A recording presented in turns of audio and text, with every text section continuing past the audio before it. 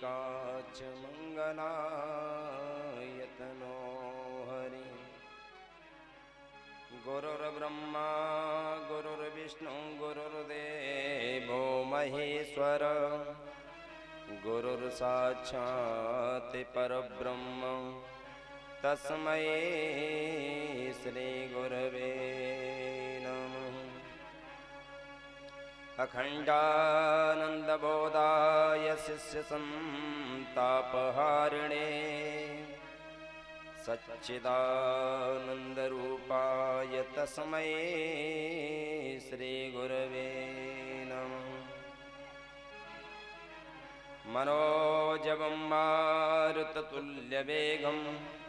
जितेन्द्रियं बुद्धिमतां वरिष्ठं वातात्मजं वानरयोतमुख्यं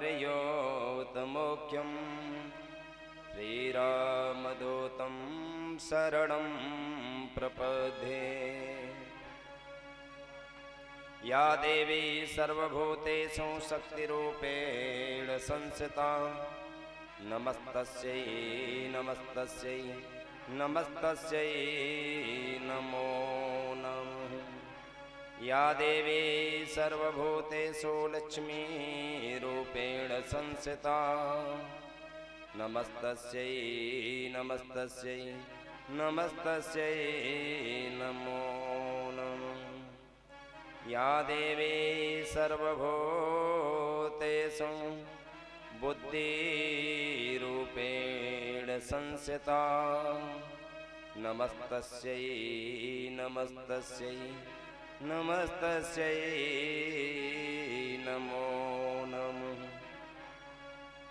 कृष्णाय वासुदेवाय हरये परमात्मने प्रणतक्लेशनाशाय गोविन्दाय नमो नमः। कृष्णाय वासुदेवाय देवकी नन्दनाय च नन्दगोपकुमाराय गोविन्दाय नमो नमः। नमः नमः पंकजनाभाय नमः पंकजमालिने नमः पंकजनेत्राय नमस्ते पंकजांग्रे। योऽन्तः प्रविश्य मम वाचमिमां प्रसुप्तां संजीवयति किल शक्तिधरस्वधाम्ना। अन्यास्ति हस्तचरणश्रवणत्वगादीन् प्राणान्नमो भगवते पुरुषाय तुभ्यं। बोलिए कृष्ण कन्हैया लाल की जय। राधा माधव सरकार की जय। जय श्री राधे जय जय श्री राधे जय जय श्री राधे। आइए दोनों हाथों की तालियों को खोलते हुए मुट्ठियों को खोलते हुए बड़े प्रेम से बड़े आनंद के साथ में मीठे मीठे स्वरों के साथ में बड़े आनंद से गाएंगे प्रभु नाम संकीर्तन।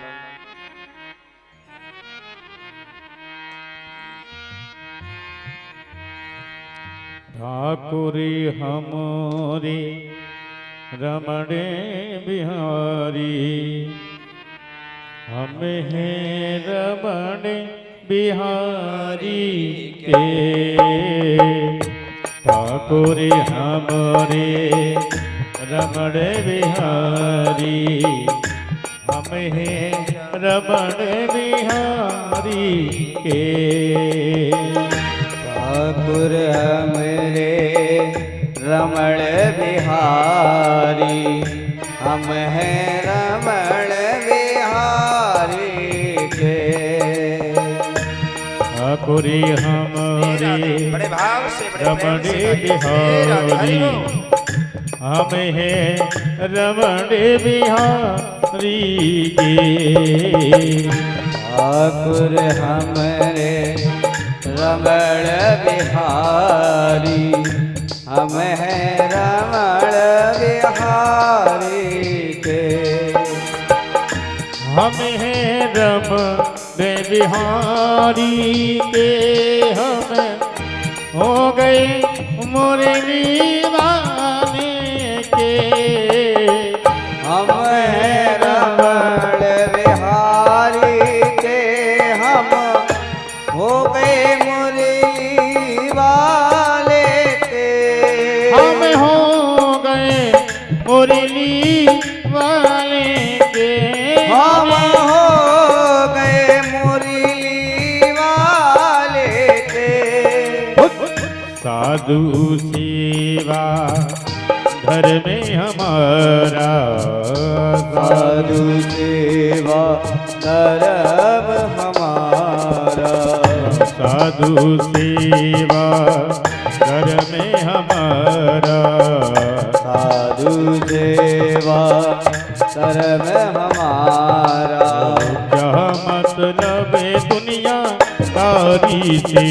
हाँ ठाकुर हमरे रमण बिहारी, हम हैं रमण बिहारी के।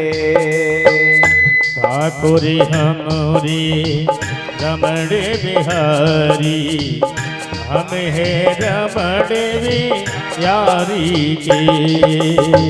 ठाकुर हमरे रमण तारी की बिहारी, सभा बजे हुए हम हैं रमण बिहारी। हरि बोल।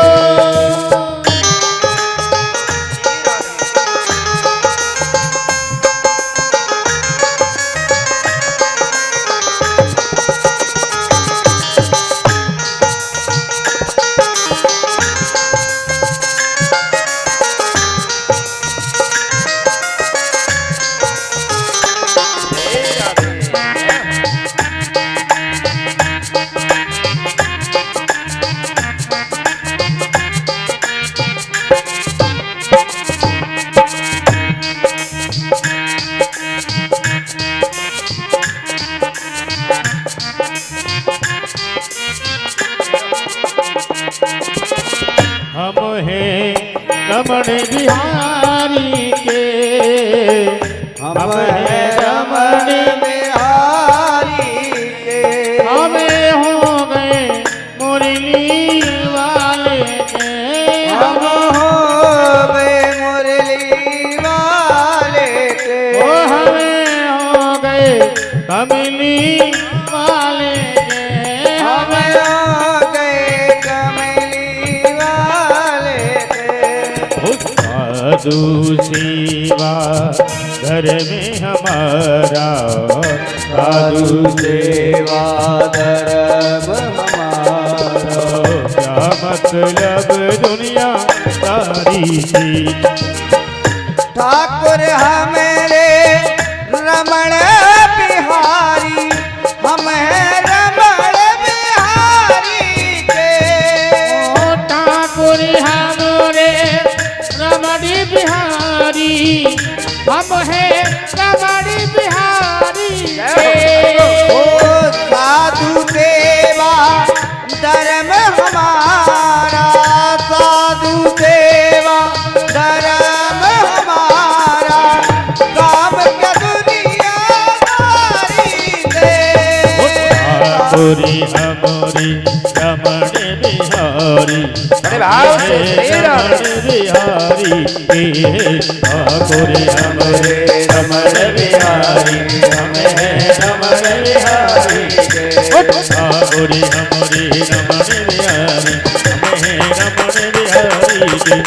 ठाकुर हमरे रमण बिहारी, हम हैं रमण बिहारी के। अरे हम हैं रमण बिहारी के, हम हैं रमण बिहारी के, हम हैं रमण बिहारी के।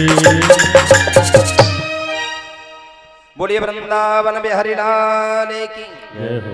बोलिए कृष्ण कन्हैया लाल की। जय हो। जय जय श्री राधे, राधे। जय जय श्री राधे, राधे। जय जय Shri Radhe. Radhe.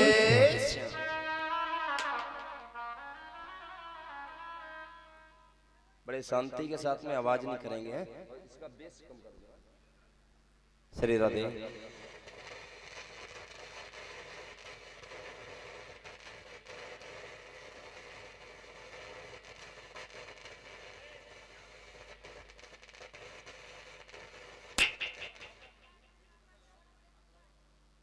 Hello Shri Radhe Shri Radhe hello Shri Radhe Shri Radhe hello hello Shri Radhe.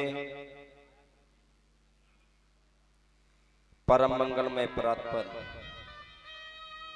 Akhileshwar अकारण करुण बाणालय वक्त वांछित कल्पतरु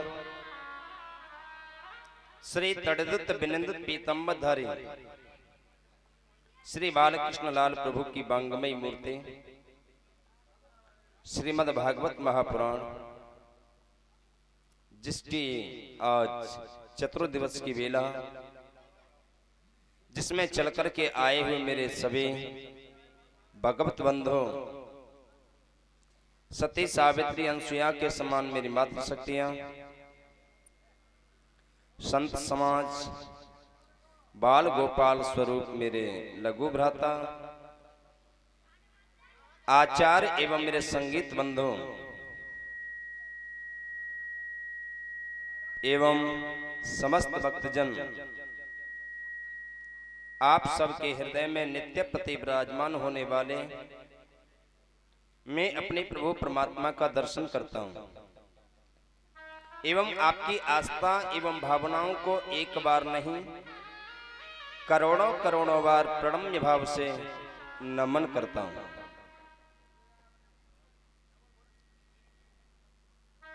आप लोगों ने कल कथा के माध्यम से बड़ी सुंदर पावन कथाओं का श्रवण किया। ध्रुव चरित्र की कथा का आपने श्रवण किया, पुरंजन उपाख्यान की कथा को भी आपने सुना, राजा रघुगण और जड़वत संवाद को भी सुना, और राजा परीक्षित को सुखदेव जी महाराज ने 28 प्रकार के नरकों का वर्णन किया, ये भी सुना आपने कि व्यक्ति कैसा कर्म करता है और कौन सा कर्म करने से व्यक्ति कौन से नरक में जाता है, ये आपने कल सुना। और इधर सुखदेव जी महाराज की वाणी से राजा परीक्षित ने भी ये कथा सुनी और कहा, गुरुजी अब तो मुझे बड़ा भय लग रहा है, मुझे तो बड़ा डर लग रहा है, क्योंकि जब कल आपने 28 प्रकार के नरकों की कथा मुझे सुनाई, अब तो मेरा शरीर कंपायमान हो रहा है। गुरुजी मुझे ऐसा लग रहा है कि मुझे भी नरक में जाना पड़ेगा, मैं नरक में जाने से कैसे बचूंगा, भगवान कोई उपाय बताइए। और अगर किसी व्यक्ति से भूल में अनजाने में अगर कोई पाप कर्म हो जाता है, वो नरक से बच जाए जाने से, ऐसा कोई साधन, ऐसा कोई उपाय आप बताइए। बहुत से लोग तो ऐसे जो जानबूझ करके पाप करते हैं, और बहुत से लोग ऐसे जिनके द्वारा अनजाने में भी पाप हो जाता है।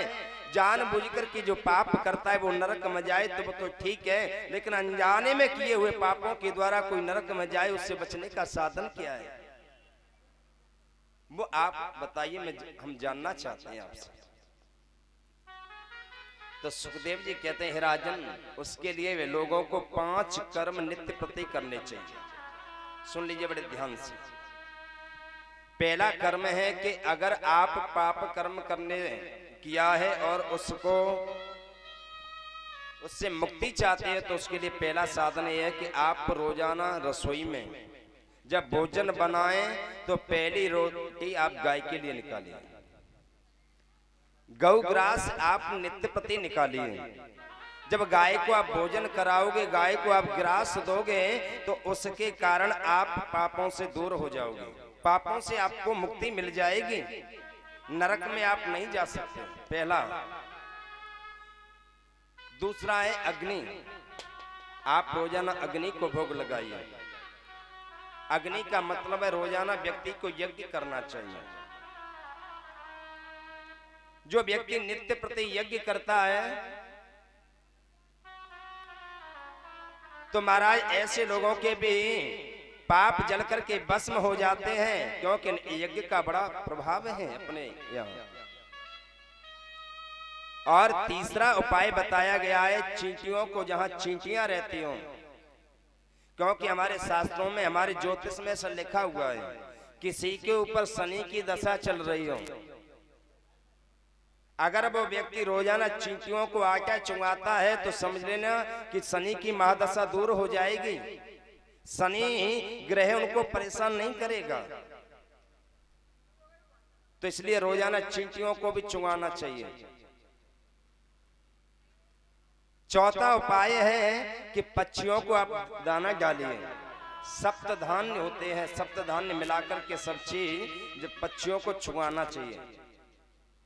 कहीं पार्क में या कहीं ऐसी जगह पर जाएं, बाहर अपने घर की छत के ऊपर पक्षियों को दाना न डालें। अगर अपने घर की छत के ऊपर पक्षियों को दाना डाला जाता है और वहां पक्षी शेर जो करते हैं, विष्टा जो करते हैं, उस विष्टा के माध्यम से घर में गरीबी आती है। इसलिए पक्षियों को दाना छत पे न चुगाएं, कहीं बाहर जगह पे चुगाना चाहिए जहां पक्षी रहते हो ऐसे। और पांचवा कारण बताया गया है कि दरवाजे पर कोई भी अतिथि चल कर के आ जाए, कोई साधु, कोई संत, कोई महापुरुष, कोई संतजन चल कर के आ जाएं, आप उनका आदर करिए, उनका सम्मान करिए। घर में भले ही आपके बच्चों के लिए व्यवस्था नहीं है, लेकिन आए हुए अतिथि का आप आदर, उसका सम्मान करिए, क्योंकि अतिथि देवता के तुल्य होता है। अगर महाराज बता करके कोई व्यक्ति आता है तो ज्यादा बड़ी बात नहीं है, लेकिन बिना बुलाए, बिना बताए और आपके दरवाजे पर चल करके आ जाए तो समझ लेना कि साक्षात परब्रह्म चल करके आ गया, कोई देव चल करके आ गया। तो इसलिए अतिथियों का सम्मान करना चाहिए। सुखदेव जी कहते हैं, हे राजन, कि कर्मणा कर्म निर्हारो नयात्यंतिक इष्यते। बोले व्यक्ति को कर्म करते रहना चाहिए, क्योंकि बढ़िया कर्म करेगा तो नरक में जाने से बच जाएगा, क्योंकि सब कर्म के ऊपर ही डिपेंड है।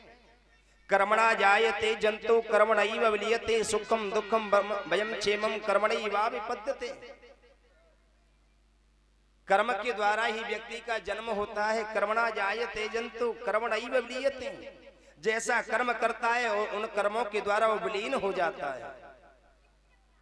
सुखम दुखम भयम क्षेमम, सुख दुख जो भी व्यक्ति को मिलता है वो कर्म के आधार पर मिलता है। इसलिए उसको कर्म बढ़िया करना चाहिए, अच्छा कर्म करना चाहिए, क्योंकि मानव देह आज प्राप्त हुआ है, आगे चलकर के प्राप्त होगा कि नहीं होगा ये कोई भरोसा तो नहीं। क्योंकि बड़े भाग्य मानुष तन पावा, बड़े भाग्यों के द्वारा ये मानव का देह प्राप्त होता है। शायद ठाकुर जी की बहुत बड़ी कृपा रही होगी, हमारे पूर्वजों ने बहुत सत्कर्म किए होंगे, शायद हमारे द्वारा भी बहुत सत्कर्म किए होंगे हमने, तो आज उनके प्रभाव से हम इस तरह के ऊपर मानव चल करके आ गए। लेकिन मानव के साथ में जिंदगी में मानवता का होना बहुत जरूरी है। मानव तो कोई भी बन सकता है, लेकिन जिंदगी में मानवता चल करके आ जाए ये बहुत बड़ी विशेष बात है। मानवता हर किसी के अंदर नहीं होती है, और हमारा मानव बनकर के आए और पूरी जिंदगी ठेके पर पड़ी पड़ी होगी तो क्या मतलब है इंसान बनने से। भैया इससे तो बढ़िया कोई नाली के कीड़ा होते तो पड़े रहते नाली में तो ठीक था, लेकिन इंसान बनने के बाद में और नाली में मुंह रगड़ते हुए नजर आए तो क्या मतलब है इंसान बनने से। अगर पीना है तो हमारा ऐसा प्याला पीना चाहिए कि जिंदगी में उतरे नहीं, वो चढ़ता ही चला जाए। ऐसे पीने से क्या मतलब है कि शाम को पीते हैं सुबह उतर जाती है, क्या मतलब है पीने से। कि लोग पी के संभलते नहीं हैं, हम तो पीते हैं गिरते नहीं हैं। हमने पिया है सत्संग का प्याला, ये अंगूरों की मदिरा नहीं है। क्या रे, क्या दिक्कत हो रही है माइक में?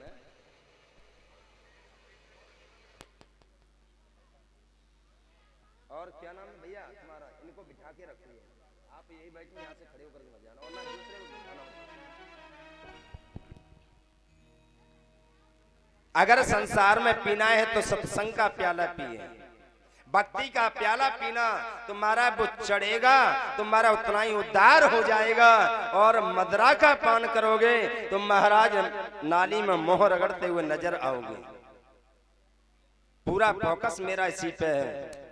मैं तो ये समझूंगा कि अगर 7 दिन मेरे बोलने से अगर एक व्यक्ति का भी सुधार हो गया तो मेरा तो बहुत बड़ा सौभाग्य होगा। बुरा लगे तो कोई बात नहीं है, लास्ट वाले दिन माफी मांगे, लेकिन बोलने दीजिए। अभी तो बोलने में कसर नहीं छोड़ेंगे। और एक बात मैं बोलूं, कड़वी बात हमेशा बुरी लगती है, सत्य बात होती है हमेशा कड़वी भी लगती है। और आपको ये भी पता होगा, जितनी जैसे आप दवाई खाना, और जितनी दवाई कड़वी होगी उतनी ही असरदायक होती है, उतना ही असर ज्यादा करती है। इसलिए हमारी बात जितनी कड़वी लगेगी हमारा उतना ही सुधार जल्दी होगा, उतना ही जल्दी होगा। तो सुखदेव जी महाराज कहते हैं, राजन जिंदगी में कर्म बढ़िया हो, व्यक्ति को कर्मठ बनना चाहिए, अकर्मण्य नहीं बनना चाहिए। अकर्मण्य बनने से कोई लाभ नहीं।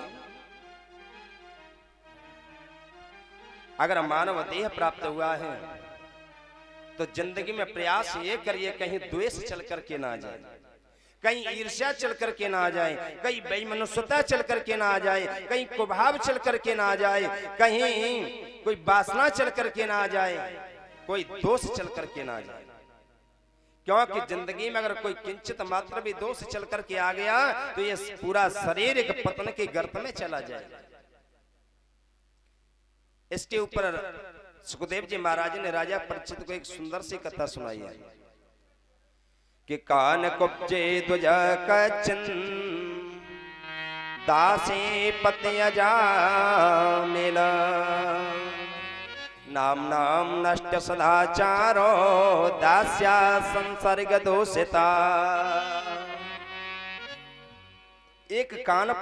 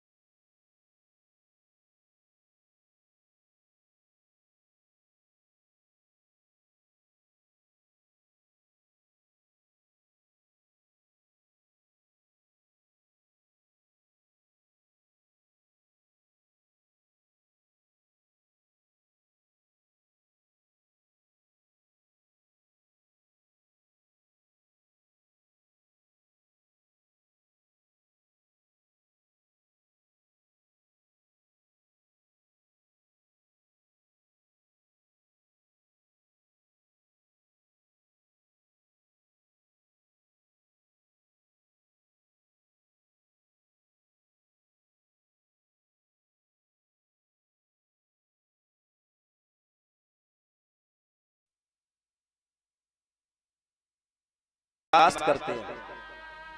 एक दिन की बात थी कि ब्राह्मण देवता जंगल में चले गए जब जैसे जंगल में गए तो वहां एक गड़का को देखा है। गड़का ने जैसे ब्राह्मण देवता को अजामिल को देखा और महाराज अजामिल उस गड़का को साथ में लेकर के आ गया।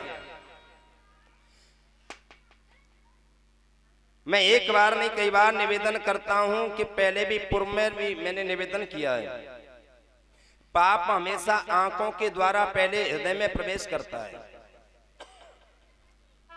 हृदय में पाप आंखों के द्वारा प्रवेश करता है, क्योंकि उस गड़का को किसी पर पुरुष के साथ में संसर्ग करते हुए अजामिल ने देखा तो आज वह दोष अजामिल की जिंदगी में उतर करके आ गया।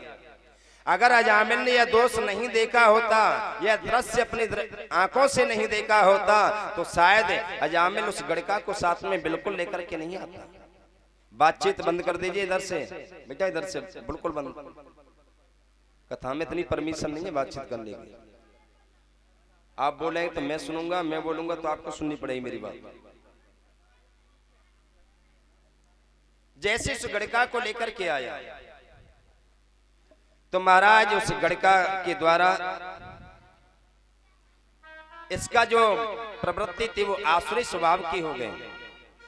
उसका संसर्ग पाने से, उसकी संगति पाने से इसका शरीर दूषित हो गया। अब तो महाराज ये पाप करने लगा, चोरी करने लगा, डकैती डालने लगा, शराब पीने लगा, मदरा का पान करने लगा। जितने भी अवगुण थे, जितने भी दोष थे, सब इसकी जिंदगी में चल करके आ गए। जब जिंदगी में चल करके आए तो एक बार की बात थी, इसी अजामिल के गांव के पास से कुछ संत जन निकल करके जा रहे थे। जब संत जन निकल करके जा रहे थे तो उसी समय आपने देखा होगा जब संध्या काल का जब समय होता है ना, गांव के कुछ मजाकिया लोग गांव से बाहर जाकर के बैठ जाते हैं। हाँ, बाहर बैठे होते, बड़ी मजाक करते हैं, मजाक करते हैं। जब संत निकल करके जा रहे थे तो संतों ने पूछा, भैया देखो, अरे यहाँ अब संध्या काल का समय हो गया है और हम रात्रि को आगे जा नहीं सकते क्योंकि रास्ता हमने देखी नहीं है। यहाँ कोई ऐसा भक्त हो बस जिसके यहाँ हम बस आज रात्रि को ठहर सके, ऐसा कोई घर बताइए। भक्तों ने, महाराज वहां जो चौराहे पर लोग बैठे हुए थे उन्होंने तो संतों की मजाक उड़ा दी। कहा, बाबा ऐसे भक्त के यहाँ आपको भेजेंगे कि महाराज वहां आपको भोजन भी मिलेगा और ठाकुर जी ने कृपा कर दी तो आपको दक्षिणा भी मिल जाएगी। हाँ? संत उस बात को समझ नहीं पाए, उस रहस्य को समझ नहीं सके। संतों ने कहा, बताओ ऐसा कौन है? कहा, अजामिल नाम का भक्त है। संत महाराज जैसे अजामिल के दरवाजे पर पहुंचे, रात्रि का समय था, और जैसे दरवाजे पर पहुंचे आवाज लगाई, बोले, भक्त अजामिल तुम कहां हो? तुम्हारे दरवाजे पर 4 संत चल कर के आए हैं। उसी समय दरवाजे से अंदर से बाहर गड़का निकल करके आ गया। गड़का ने अपने दरवाजे पर 4 संतों को देखा और चरणों में साष्टांग दंडवत और प्रणाम किया। बोले, भगवान आज आपने मेरे पति को भक्त अजामिल के नाम से पुकारा है। आपको पता नहीं मेरे पति भक्त नहीं बहुत बड़े डकैत और डाकू हैं। तो जो मेहनत जी थे और जो शिष्यगण थे, शिष्यों ने मेहनत जी से कहा, बोले गुरुजी हमें ऐसा लगता है हम किसी गलत जगह पर चले आए, बढ़िया जगह पर चलना चाहिए। लेकिन गुरुजी ने कहा, सुनिए, बोले गलत को सुधारना ही तो संत का काम है। अगर गलत को अगर दुनिया में और कोई नहीं सुधार सकता है, सुधार सकता है तो केवल संत ही सुधार सकता है, क्योंकि संत को किसी से भय नहीं है। संत किसी का पक्ष नहीं लेगा, वो तो महाराज जो सत्य होगा वह सत्य कहेगा। तो बोले केवल संत ही सुधार सकते, बोले हम सुधारेंगे। गड़का ने कही, भगवान मैं तो आपको अपने हाथ का भोजन भी तो नहीं दे सकते, लेकिन एक काम करिए, मेरी माँ ने मुझे जो संदेश दिया है, जो मेरे जिंदगी में आचरण भरा है वो सुन लीजिए। मेरी माँ ने कहा था कि संत दरवाजे पर चल कर के आ जाए, बेटी अगर तू भोजन कराने के लायक न हो तो कम से कम सूखी सामग्री दे देना, सो अपने आप बना करके खाते रहेंगे, लेकिन उनकी अवहेलना मत करना। अब तुम्हारा उसी समय सूखी सामग्री दे दें और कहा बाबा आप ब्राजिए, जहां अच्छा लगे वहां रहिए और आराम से भोजन बनाइए, ठाकुर जी को भोग लगाइए। जैसे इतना का इतने में गढ़ का ऐसा कहकर के अंदर चली गई। संत उधर एक वृक्ष के नीचे उन्होंने अपना आसन लगाया, बढ़िया वही ठाकुर जी का भोग बनाने लगे। लेकिन इतने में क्या हुआ, गड़िका बाहर निकल कर के गई और देखा अजामिल चोरी करके वापस लौट रहा होगा। मैं जाती हूँ, आज मेरे पति को आज संतों ने भक्त के नाम से पुकारा है, आज चाहे कुछ भी हो जाए मुझे भक्त के नाम से ही सिद्ध करना है। मैं एक बार नहीं कई बार कहता हूँ, कल भी मैंने निवेदन किया था, पत्नी उसको कहते हैं जो पति का पतन होने से रोक दे वही पत्नी है। जो पति का उद्धार कर दे उसी को पत्नी कहते हैं। कहा कि आज चाहे कुछ भी हो जाए प्रयास करूंगी। घर से बाहर निकली है गड़का, उधर से अजामिल चोरी करके लौट रहा था। कहा देवी आप यहाँ कैसे? बोले कुछ नहीं है, बस मैं ऐसे चली आई आपका पता लगाते हुए। बोले बताइए क्या बात है? बोले आज हमारे दरवाजे पे 4 संत आए हैं। बोले 4 संत? तो बोले ये बता उनके पास में कुछ दमड़ी है कि नहीं है? सोचा लोचा तो जरूर होंगे, जरा छीन लेंगे सो गुजारा हो जाएगा 2-4 दिन का। तो गड़का ने कहा सुनिए शांत रहिए। बोले आप उनके साथ में ऐसा अन्याय करोगे? अगर आप संतों को दे नहीं सकते तो लेने का अधिकार नहीं है आपको। तो बोले देवी करना क्या है? बोले संतों से छीनना नहीं है, संतों को देना है। बोले आप मेरे साथ में चलिए, और जी काली पट्टी जो माथे पे बांध रखी इसको हटाइए, बढ़िया पीतांबर और माथे पे चंदन लगाइए, और जैसा मैं कहूं वैसा आपको वहां करना है। बोले क्या करना है? पहले या ट्रेनिंग दे दो तो तैयारी तो कर लूंगा कम से कम पहले। बोले आप जाना और बोलना कि मेरा बड़ा सौभाग्य था कि आज मैं आपके दर्शन पाकर के कृतार्थ हो गया, धन्य हो गया। जैसे इतना कहा तो इतना सुनने के बाद में अजामिल बोला हाँ बोल दूंगा, मैं ऐसे बोलूंगा जैसे आपने बोला है। बोले एक बार बताओ तो सही कैसे बोलोगे? बोले देवी जैसे आपने बताया है हम वैसे ही बोलेंगे। बोले एक बार तो बताना ही पड़ेगा। बोले एक कह देंगे कि तुम्हारा बड़ा सौभाग्य था कि आप मेरा दर्शन पाकर के धन्य हो गए। देवी ने कहा बोलने की जरूरत नहीं है, मैं संभाल लूंगी, बस आपको चरणों में वंदन करना। अजामिल आया, संतों के चरणों में ढोक लगाई। प्रातः काल हुआ, पुनः संतों के चरणों में ढोक लगाई। संतों ने कहा अजामिल हमने रात्रि का भोजन आपके यहाँ किया है, और आपको पता है भोजन कराने के बाद में दक्षिणा जरूर देनी चाहिए। हाँ, अगर किसी को भोजन कराने के बाद में दक्षिणा नहीं दी जाती है तो भोजन आधा है, अधूरा है।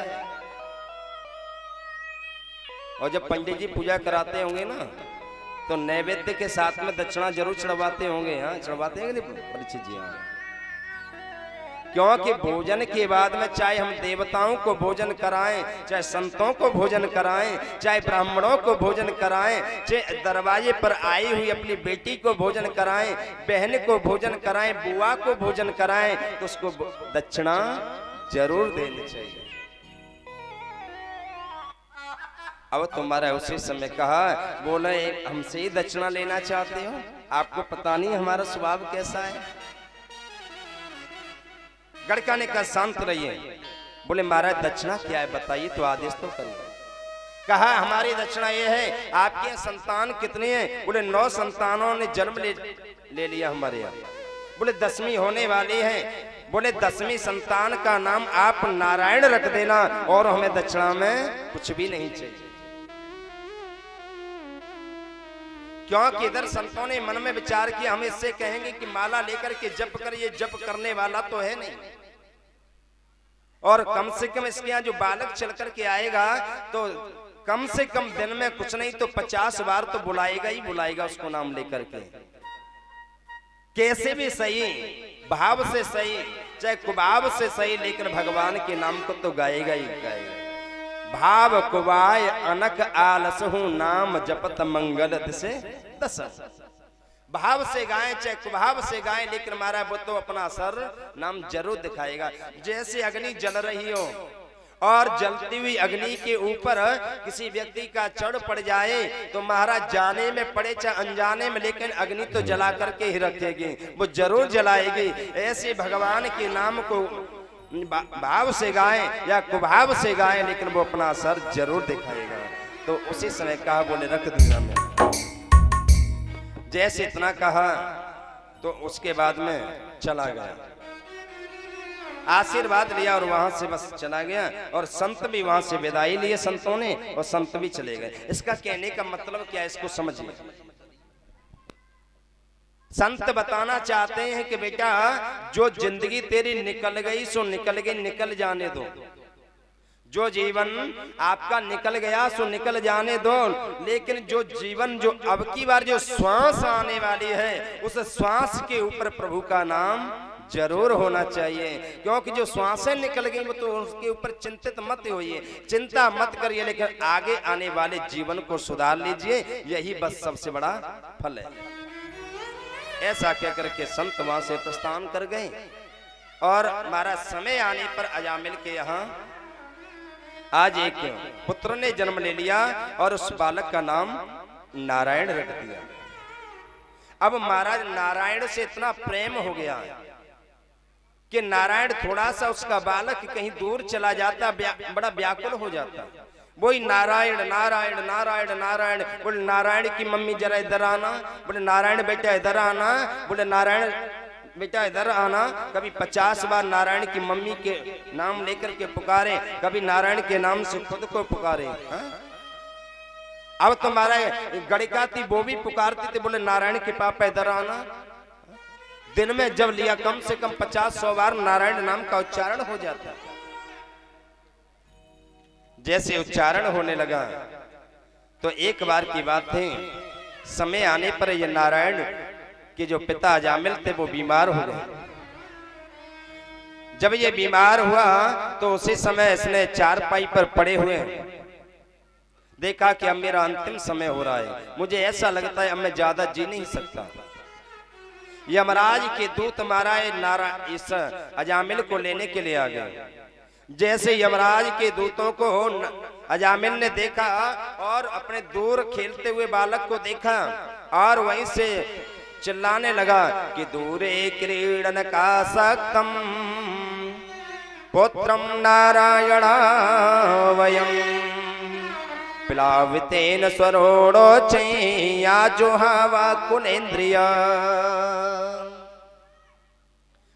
खेलते हुए दूर से अपने बालक को देखा, चिल्ला पड़ा, बोले नारायण नारायण नारायण नारायण।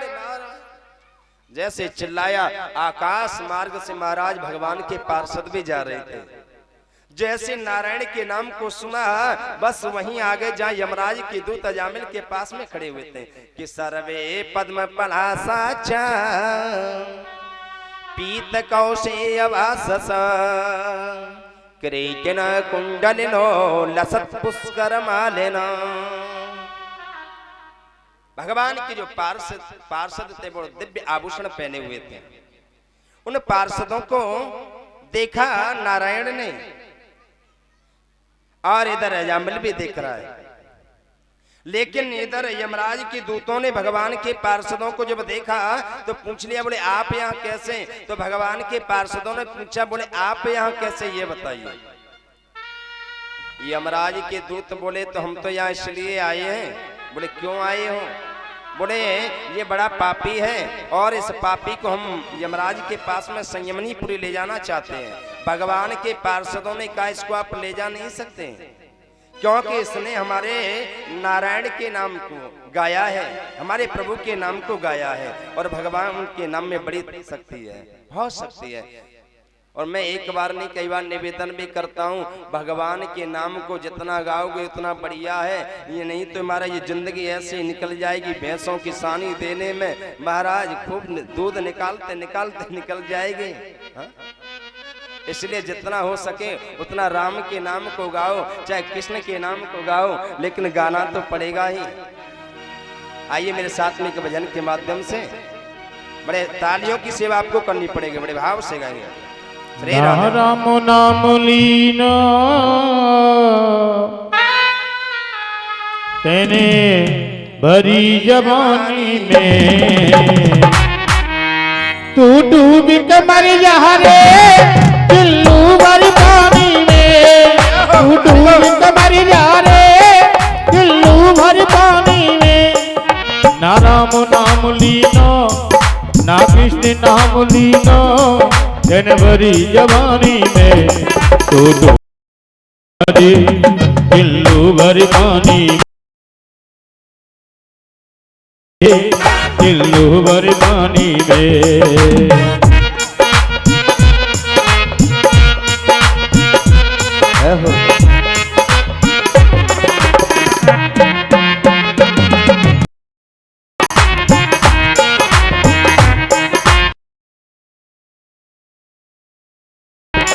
ना राम नाम लीना ना कृष्ण नाम लीना तेने भरी जवानी में, तू डूब के मर जा रे चिल्लू भर पानी में। हाय तू डूब के मर जा रे चिल्लू भर पानी में।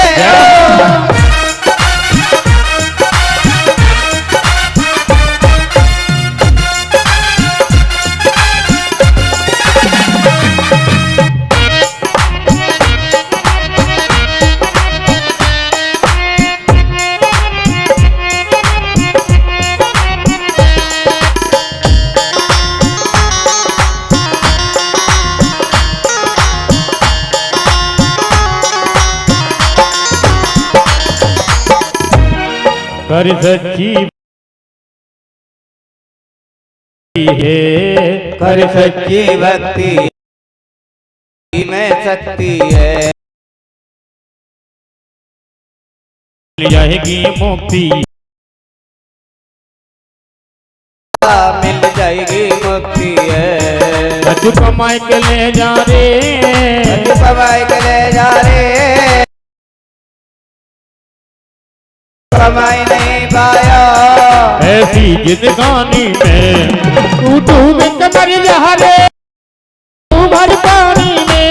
भाई तू डूब के मर जा रे चिल्लू भर पानी में। हरि बोल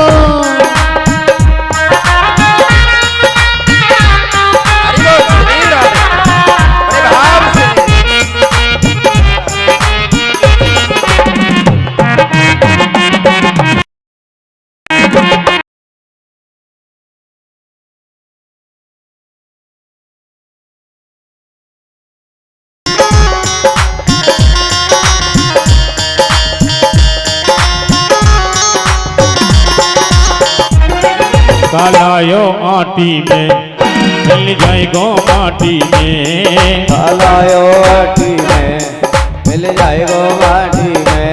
ओ कालायो आटी में मिल जाएगो माटी में, कालायो आटी में मिल जाएगो माटी में। एक दिन काया तेरी कट जाएगी माटी में, एक दिन काया तेरे कट जाएगी काटी। अज कमाई के ले जा रे, कमाई के ले जा रे, अज कमाई के ले जा रे, कमाई के ले जा रे। ऐसी जिंदगानी में तू डूब के मर जा रे चिल्लू भर पानी में। जय हो।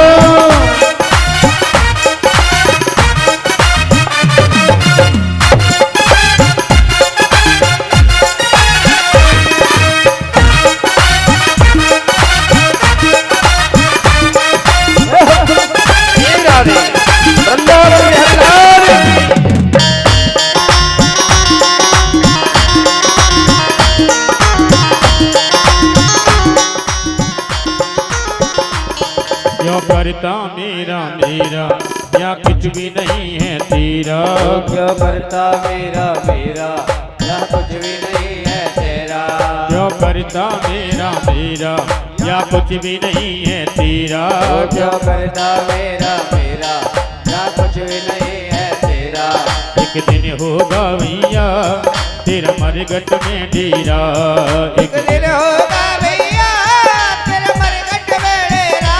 वो पानी कब भूला है, पानी कब भूला है, पानी कब भूला है, पानी कब भूला है। मिल जाएगा पानी में। एक बार दोनों हाथ उठा के दाल की सेवा करेंगे। ओ तू डूब के मर जा रे चिल्लू भर पानी में। तू डूब के मर जा रे चिल्लू भर पानी में। तू डूब के मर जा रे चिल्लू भर पानी में। तू डूब के मर जा रे चिल्लू भर पानी में। ओ चिल्लू भर पानी में, चिल्लू भर पानी में। चिल्लू भर पानी में, चिल्लू भर पानी में। ओ चिल्लू भर पानी में।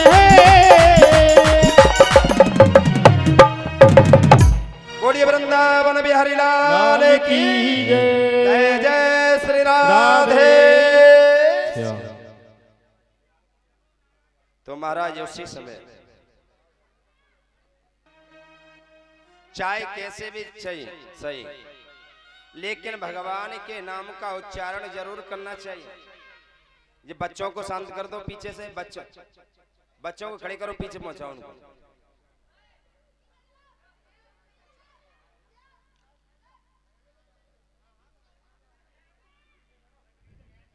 भगवान के पार्षदों ने कहा तुम्हें पता नहीं हमारे नारायण के नाम को गाया है, हमारे स्वामी के नाम को गाया है, हमारे प्रभु के नाम को गाया है, इसलिए हम तुम्हें नहीं ले जाने देंगे अजामिल को। जैसे इतना कहा, इतना सुनने के बाद में और यमराज के दूतों की इतनी पिटाई लगाई कि महाराज एक एक हड्डी एक एक नस ढीली कर दे। भगा दिया वहां से, भागो वहां से। अब तो महाराज जैसे वहां से दौड़ करके आए यमराज के पास में, यमराज ने कहा कुछ लाए नहीं हो क्या? बोले कुछ नहीं लाए, खाली हाथ चले आए। बोले महाराज ये अपने फांसे सब पकड़िए, आज के बाद में हम किसी भी जीव को लेने के लिए नहीं जाएंगे। बोले क्यों नहीं जाओगे, क्या बात है? बोले कि पहले तो लिस्ट बना दो कि हमें किसको लाना है किसको नहीं लाना है। किस जीव को पकड़ करके आपके संयमनीपुरी में लाना है ये बता दो। जब तक लिस्ट नहीं बनेगी तब तक हम लेने के लिए किसी को नहीं जाएंगे। बोले हो क्या गया है, बात तो बताओ। बोले बात ये है